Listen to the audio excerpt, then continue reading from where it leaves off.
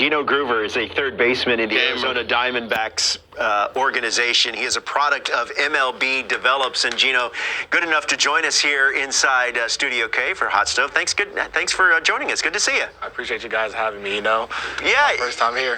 Is it your first time in this area? I see you got a bunch of family and friends. I mean, what's the trip been like for you? It's been pretty good. We got here yesterday. Traveled around the city, walked around. Never been to New York before, so I was able to go to some different places, check out some different things, And I love it so far. It's cold. It's very cold. It doesn't really snow where I live. It's very cold. But man, I'm gonna tell you what, you're cold. You know why? Like, I got no hair. When you cut your hair off, you get cold. What happened to the hair? I saw all the hair in there. Yeah. I cut it. Fall league ended. I said I want a new look.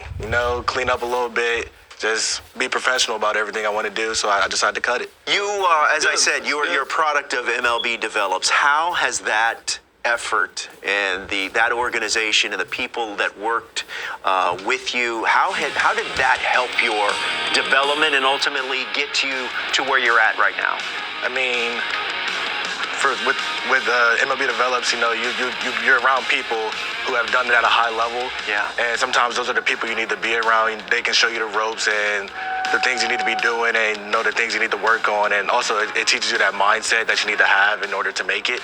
And you also get to meet a lot of other people who you'll be competing against, playing with, stuff like that. So it's also, you meet a lot of new friends, a lot of new faces, a lot of new people, whether it's people who are on the big league side, players, people who are trying to make it as well, coaches, stuff like that.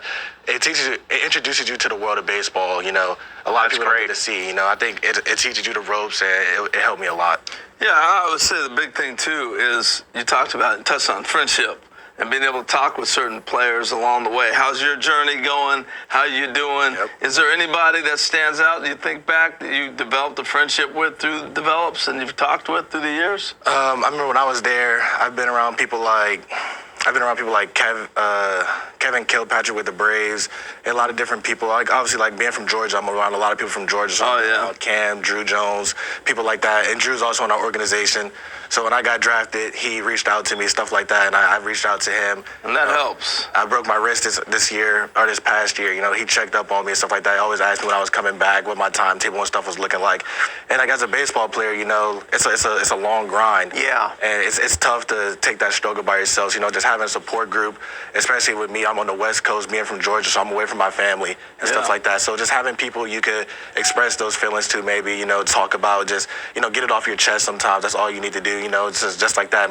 Things might turn around and click up for you and stuff like that. So you went to NC State. Sir. So I'm going to did you know that Michael Jordan was going to go there and play baseball? Really? Did they ever tell you that? I Yes. didn't know that. That was his first school he was going to. And then he went to basketball camp, and Dean Smith was the only college basketball coach. But he'd agreed to go to NC State to play baseball. Really? I did not know. So we got Dan Plesac here now. We got Abby LaBar. They talk about NC State all the time. So tell me about playing at NC State, what that meant for you. I was there my sophomore and junior year, and I thanked them for pretty much everything. They took me in.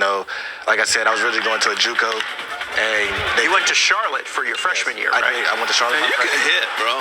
And then I transferred. And they took me in, and they treated me like they treated me and my family well. They went out there. They didn't give me nothing. My coach pushed me. He made sure that I took care of business. He was confident in my ability, and I went out there. He trusted me.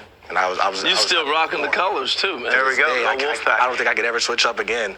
Now, you get drafted second round by the Arizona Diamondbacks. You balled out in the Arizona Fall League. Where, as you get ready to begin, spring training and reporting to Arizona, what is in your mindset? What does 2025 look to you like? What are your plans? What are your goals for 2025? I'm a big dreamer. So for me, obviously, I want to go out there. I missed a lot of time in my first professional year. I only played a little less than half the season.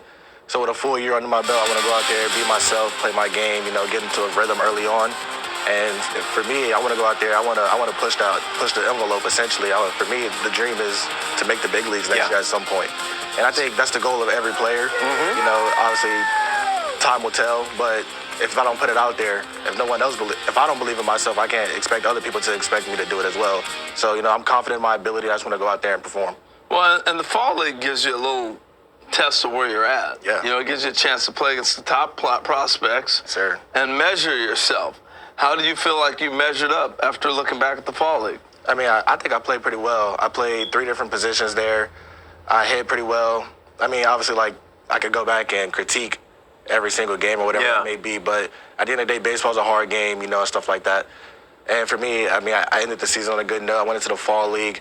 I maybe didn't slug how I wanted to slug, but it happens, Yeah. I think you hit 339. As a hitter, there's more to the game than just always extra base hits. Sometimes they fall, sometimes they don't fall. You hit the ball. When you take a perfect swing, you're going to get out. But our own Keith Costas was telling me your approach in batting practice, he watched you hit every ball up the middle. Yes, I'd like to stay up the middle of the field. Because at the end of the day, if you can hit the ball hard up the middle, everything else will come a lot easier. And it gives yourself room to work with, essentially. Stay in the zone longer, give yourself time to manipulate the barrel. Because at the end of the day, hitting is getting the barrel to baseball, however it may be. It's not going to always be a pretty swing and stuff like that. But if you can manipulate the barrel, you have a lot more chance for success. So when you look at the big league club, I know I had to do this when I was coming through. I looked at, okay, who am I competing against? How do I fit? Where am I at? Do you see yourself eventually saying, hey, I got a shot. I can get on this team? Yes, sir. Yeah, every time I'm always looking. I mean, I think any player should think like that, You have to be confident in your ability, Obviously, Arizona was confident enough to take me where they took me at. So, I want to go out there and prove that the decision was right. Yeah. If that makes sense. I know what I can do. They know what I can do. Now it's just time for us to bring it together and make it happen on the big stage. Impressive, man. I see that signing bonus around your neck, too, man. That's impressive. Impressive. Hey, well, we appreciate you joining us. I hope you and your family and friends you guys enjoy your stay up in the in New York, New Jersey area in Secaucus. Secaucus is the jewel of the Meadowlands, so there's a Shake Shack, but literally 5 minutes from here. Shake Shack's good, I think. There you go. There you go. Hey, thanks for